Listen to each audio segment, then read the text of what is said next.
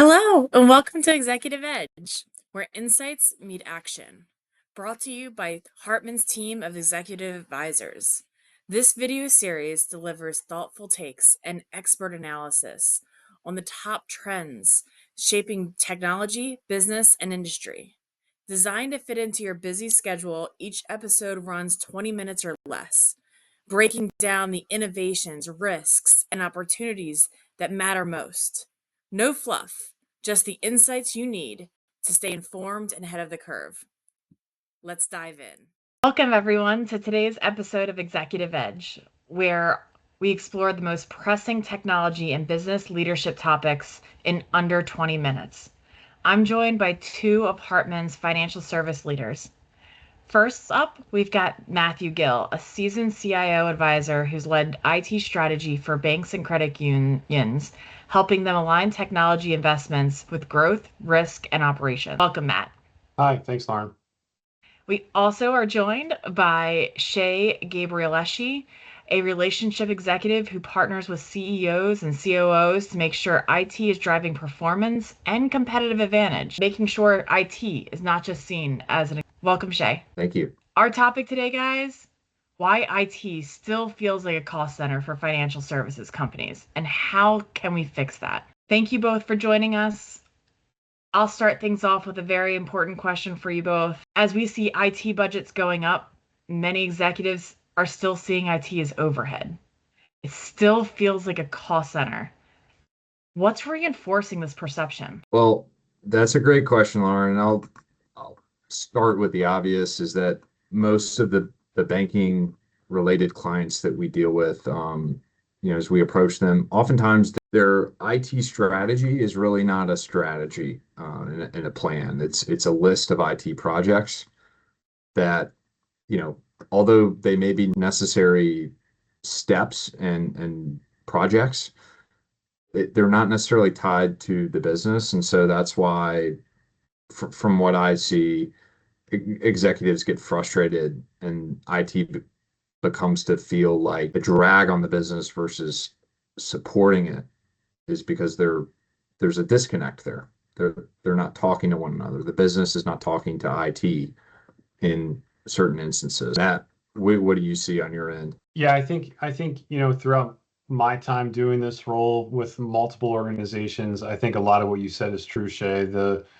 The challenge ultimately is there's going to be IT expenses that you can't avoid, right? You have to maintain your infrastructure, you have to maintain your team, you've got vendor relationships, you've got, application stacks that you have to keep up with.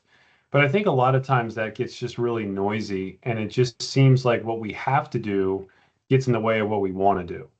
And so I think back to your topic, your thought there at the beginning, Shea, just making sure that the business and IT are aligned. IT's job is to make sure that the business understands the things that need to get done on a yearly basis, and they need to plan for that. There's a way to avoid making those operational expenses seem overly cumbersome. There's a way to do those things more efficiently. We often find opportunities to save costs when we work with our clients. But at the end of the day, we want to make sure that first and foremost, we're hearing what the business really needs. What are the corporate goals of the organization? What are the key strategic initiatives that we want to grow our business over the next 3 to 5 years? And let's make sure that IT is aligned to be able to support those needs. That way, when we're planning down those, making our strategic plan and making, that meshed, partnership between IT and the business, we're both aligned for that strategy. And so I just think a lot of it is just proper communication and setting up that rhythm. That brings up a really good question, guys, though. Let's talk reality. When IT spend is truly aligned with strategy and outcomes, what really changes? What does, in real life as a CEO, what does ROI on IT look like in practice? Well, I'll say I think it uncovers the data, right? And what I mean by that is it makes things a lot clearer. Part of that is, a lot of CEOs don't have a lot of visibility, so they claim that there's no ROI on their IT spend, but there's probably some, they just can't identify it. And what you can't see, you can't measure. And so aligning aligning IT strategy to the overall business strategy is, I mean, it's so critical, and it's become more and more critical today as technology, number one, becomes more complex, and number two is touching every part of the business now. Whereas even, 5, 10 years ago, you couldn't really say that as much, particularly in financial services. So, IT is not just, it's no longer there to keep the lights on. It's there to help drive the business forward. And I mean, to answer your question about, what does it look like? It looks like it's a harmonious relationship. It looks like IT is at the table with the business leaders, not just siloed in another part of the business, not talking to the business. So, I mean, that communication in my mind is a big part of what changes, real change. And it's not a technology problem. It's typically not a technology problem. It's a leadership and a strategy problem. When you have a leader in there that holds the organization accountable from an IT, with making sure IT is aligned to the business, that's what's going to be a game changer. But Matt, what do you see as the biggest difference when you're in our clients and, kind of things start clicking, IT's functioning the way it should be? What does that look like from your perspective? Yeah, I think there's going to be a way that you can factor in return on investment to literally every single IT expense. Some of the ways that you're tying ROI is to your brand. And so let's say, your brand is that we are going to bring forth a self-service customer model. We would like for, a large majority of our interactions and touch points to come through virtual channels, to come through maybe even AI-backed technologies, to be able to, provide customer experiences to our customers and in credit unions, our members, in a way that suits them the best. So maybe I want to do my banking right from the comfort of my home. Maybe I want to do my banking completely on my iPhone. Maybe I want to do my banking when I go to the branch. But when I'm at the branch, perhaps I'm leveraging, more technology tools to self-service, so I'm not waiting in line. When you invest in those technologies, they have to be simple and they have to work consistently. So when you spend on those things, that gets tied to your brand. And when those things work well and work efficiently, I think that return on investment speaks for itself. So I think there could be some like very direct relationships that way. I think what often I see happen is that there's not enough due diligence done at the entry point of an idea, so that perhaps someone from a particular division goes to their annual conference and comes back glowing with ideas. Here's all the things I learned. Here's what my colleagues are using, and I really want to implement these things. Well, some folks have a lot of power in their organization and can get some of these projects to the start line without really understanding, what that investment is going to mean and what sort of results they're going to drive. So we like to make sure that, we're calculating some of those things up front and setting an expectation for, if we invest in this technology, first of all, it's going to impact our business in the following ways, and it's got to be aligned with our strategic plan. If it's not aligned with our strategic plan, why are we doing it? So I think a lot of it is kind of back to my first comment when you asked me, it's like, hey, how aligned are we with the business? I shouldn't be implementing a solution just for the sake of doing it. I need to do my due diligence up front to really investigate what are going to be the outcomes we expect. How can we measure those outcomes against success? And how can we learn from this project so that the next one and the next one, the next one continue to be improved?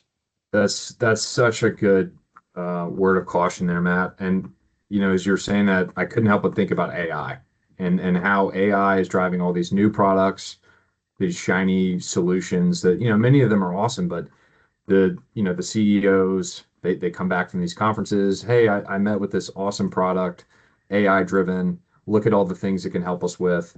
But sometimes there's that missing piece, like you said, of, okay, well, what exactly is this going to help us do and why? Is this a priority for us? Like, yes, it can help, efficiency with our lending operations, but that's not part of our strategic, like that's not one of our critical targets to to try to, attack and solve for. So maybe we put that on the back burner. I see a lot of banking clients get overwhelmed trying to add on all of these different solutions, Yeah. and it's not tied to a single strategy. Well, and cut the IT right out of it, right? Like, what's our differentiator as our, at this bank or Yeah. at this credit union? What is it that we bring to market that is unique that Right. people will want to do business with us? And how do we make sure that the technologies that we invest in help us meet that vision? And if they don't, we're probably not aligned there. And so I think it's really taking that time to make sure that the strategic plan around the business is first and foremost very healthy, and everyone is bought into that. And it makes it a little easier, to be honest, to say no. It's really hard for organizations to say no sometimes to really great ideas that have really interesting potential outcomes. They're not aligned with what the other things, like to your point, we're maybe too focused on trying to be good at all the things than being really great at the things that are our differentiator. And having the support of our IT systems to back that. Yeah, that's really important, especially as banks and credit unions and other financial service companies. We often like to joke around and say, there's this herd mentality with them. And now, I think now more than ever, these institutions have got to deeply understand their differentiator in their market, because it's no longer geography, as their customer base grows digital. So then what are they offering that's better than the alternative? Is it service? Is it rates? Is it, they have to figure that out, which, many of them have, but then they have to remember that as they're making these important technology decisions. Because that's kind of the whole point of technology, right? It's to support the business. So they've got to stay reminded about that. Great conversation. My next question to you guys really comes down to, so we know only 21% of banks are tracking ROI on their technology investments. Bank director told us that just earlier this year. But I imagine that's kind of hard a lot of times for CEOs and CFOs, that they aren't tracking it because they don't know how to measure the ROI, or whether they're spending too little, too much. What's that benchmark that they should be going for? So for all those CEOs and CFOs that don't really know, how should I be measuring it? Like, how should I know what my, what is the ROI I should be expecting? Like, what should they do? How should they measure this? Well, I think, from my opinion, it's, making sure that during the budgeting season, which we happen to be in right now, we're talking right now with our clients and making sure that we understand where they want to be next year. Again, there's going to be a certain amount of OpEx and operational expenses that we're going to need to weather throughout the year. And we're always looking, are there ways to improve those expenses? But when you get into more of the capital budget planning, I think it's important that you have measurement on how successful your previous attempts are. And many of our institutions don't really do that well. To me, this is a study of financial and resource capacity to understand not only how effective are our projects from start to finish, but also how many can we do at any given time. So many of the organizations that we work with have the same 15 to 20 people working on the majority of these types of projects. The same IT team members, a lot of the same, business leaders, a lot of the same, A player doers that are here grinding to get these efforts completed. So I think when you really do your homework up front and you calculate to the best of your ability, here's what we anticipate and spend, making sure that you're thinking about how much are we spending in resource time and people hours to get this done. And then from the outcome side, let's say we think that this solution is going to allow us to decision loans 50% faster, and that's going to lead to, additional loan volume.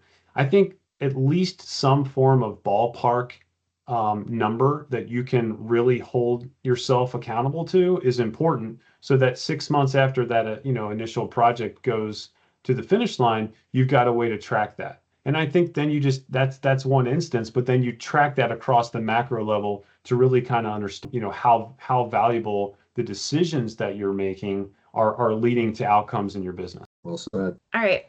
So then my question would be, what type of leader these days is actually able to make this shift to move IT from a cost center to a business driver? Like, what does that business leader look like? And what is the cultural shifts that they need to make internally within their organization so that they can start seeing IT differently? I get to work with a lot of really strong leaders, and to me, leaders that care deeply about their people. Many of what I think is important in the financial market today is, leaders that care about their staff, leaders that care about their customer and member experience.